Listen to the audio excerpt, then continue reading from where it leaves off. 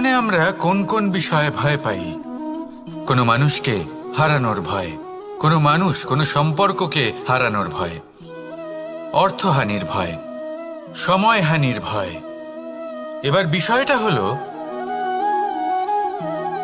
এই ভয় কখনো আমাদের কোনো লাভ করে না। এটা সবসময় আমাদের পিছনে ঠেলে আর নিচু স্তরে নামিয়ে দেয়, কখনোই আমাদের উত্থানের কারণ হয় না। তাই জীবনে যদি কোনো ভয়ের কারণ থাকতেই হয়, তা শুধুই এটা যে মানুষের কথা ভাবতে ভাবতে, সম্পর্কগুলিকে হারানোর ভয়, মানুষকে হারানোর ভয়, সবার মন রাখতে রাখতে আপনি যেন নিজেকে, নিজের ভাবনা চিন্তাকে না হারিয়ে ফেলেন। যদি এরকম হয়, যদি সকলের মন রাখতে রাখতে আপনি নিজেই নিজেকে হারিয়ে ফেলেন, নিজের ভাবনা, নিজের লক্ষ্য, নিজের মন্তব্যকে হারিয়ে ফেলেন, তাহলে সংসারে যতই যাই হয়ে যাক না কেন, প্রসন্নতা লাভ করবেন না। তাই রক্ষা তাকেই করুন যে আপনাকে রক্ষা করে, আপনার মানসিকতা, আপনার ব্যক্তিত্ব, আপনার লক্ষ্যকে রক্ষা করে। আর যদি কোনো বিষয় ভীত হতে হয়, তবে আপনি যেন নিজের উদ্দেশ্যের থেকে দূরে না চলে যান। তাহলে আসুন আর আমার সাথে ভালোবেসে বলুন, রাধা রাধা। সময় একটু একটু করে কেটে যায়, একটু একটু করে নিকটে আসে। খুব অদ্ভুত ব্যাপার। এই সময় প্রতিকূল হলেও একটু একটু করে কেটে যায়। এই সময় যদি ভালো হয়, তাহলে একটু একটু করে নিকটে আসে। অনুচিত তখনই হয় যখন আমরা নিজেদের অসফলতার জন্য সময়কে দোষ দিই, কিন্তু আসলে তেমনটা হয় না। আপনার পরিশ্রম আর প্রয়াস দ্বারাই আপনি সাফল্য লাভ করবেন, সময়ের দ্বারা নয়। যদি এই সাফল্য একটা সুন্দর ভবন হয়, তাহলে সময় হলো তার দেওয়ালের রং, যা সময়ের সাথে বদলাবে, সময়ের সাথে ফিকেও হয়ে যাবে। কিন্তু সাফল্যের এই ভবন আপনাকেই নির্মাণ করতে হবে, আপনার পরিশ্রমের ইট দ্বারা এবং প্রয়াসের চুনসুরকি দ্বারা। তাই পরিশ্রম আর প্রয়াস করতে থাকুন, সাফল্য আপনি অবশ্যই পাবেন। সময় যদি আজ ভালো না হয়, তাহলে কাল অবশ্যই হবে। প্রয়াস করতে থাকুন আর আমার সাথে ভালোবেসে বলুন, রাধা রাধা। এ হলো গোলাপ ফুল। একে আমরা সকলেই চিনি। সমগ্র সংসার ভালোবাসে এই পুষ্পকে। এই ফুল দেখতেও সুন্দর। সবথেকে বেশি গুরুত্বপূর্ণ কথা হলো এর সুগন্ধ, যা দূর দূরান্ত থেকে ব্যক্তিদেরকে আকৃষ্ট করে। এই সুন্দর পুষ্প একটু মন দিয়ে দেখলেই দেখা যায় এর নিচে কাঁটা রয়েছে। এই সংসার বলে, এ প্রকৃতির কেমন রচনা, এত কোমল পুষ্প, এটা কি তীক্ষ্ণ কাঁটা সহ প্রস্ফুটিত হয়? এটাই হলো জীবনের সত্য। আমাদের অন্তরের সদ্গুণ, সেগুলিও এই ফুলের মতোই সুন্দর। সংসার এর সৌন্দর্য দেখতে পায়, এর সুগন্ধ চতুর্দিকে ছড়িয়ে পড়ে। কিন্তু এই সদ্গুণ জাগ্রত করে তোলার জন্য কঠোর পরিশ্রম করতে হয়, প্রতিনিয়ত চেষ্টা করে যেতে হয়। তাই জন্য যদি আপনি জানেন আপনার পথ উচিত, কিন্তু তা কাঁটায় পরিপূর্ণ, তাহলে থামবেন না, চলতে থাকুন। একবার যদি অন্তরের সদ্গুণ জাগ্রত হয়, তাহলে এই সংসার এর সৌন্দর্য দেখবে আর সুগন্ধে আকর্ষিত হয়ে আপনার কাছে আসবে। এই মন, এই জীবন প্রসন্ন হয়ে বলবে, রাধা রাধা।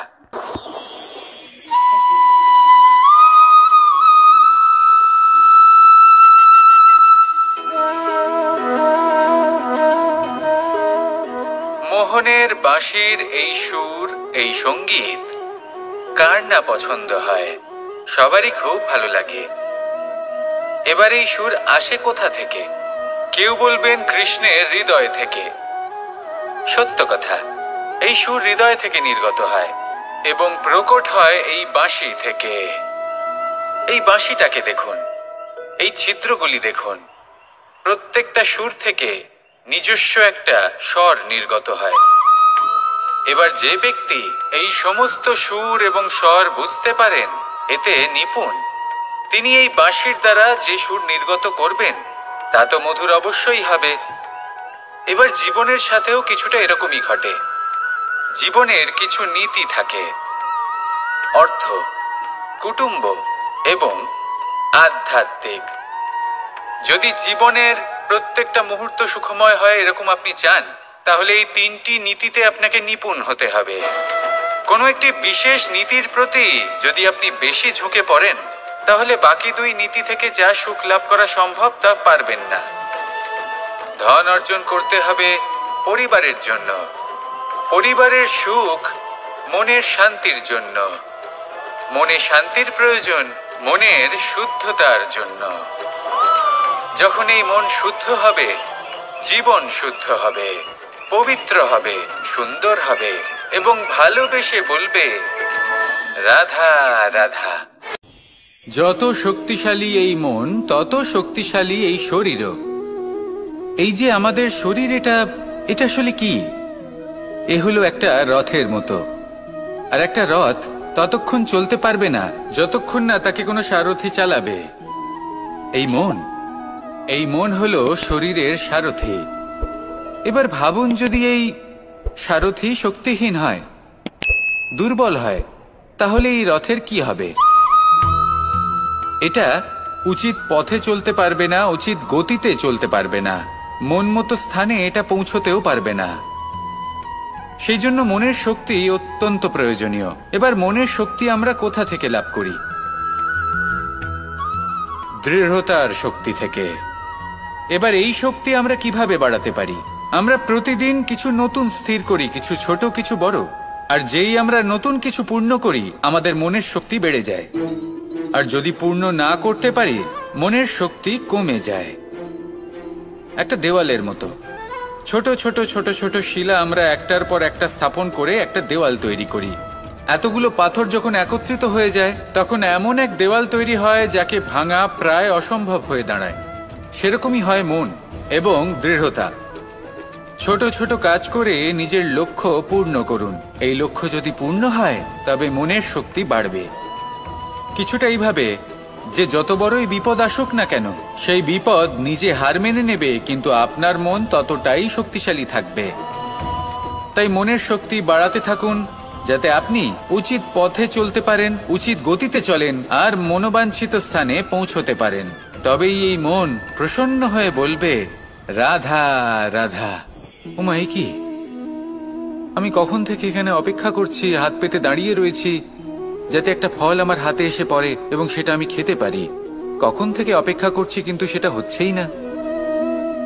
এবার আপনি বলবেন যে এসব কি বলছি, এ কি অদ্ভুত কথা বলছি। যদি ফল খেতে হয় তাহলে আমাকে বৃক্ষে চড়তে হবে, ফলের কাছে পৌঁছতে হবে, তবেই তো ফল পাবো। এবারে এটা অত্যন্ত সহজ ব্যাপার, কিন্তু এই বিষয়টা আপনি নিজের জীবনের প্রসঙ্গে ভেবে দেখুন।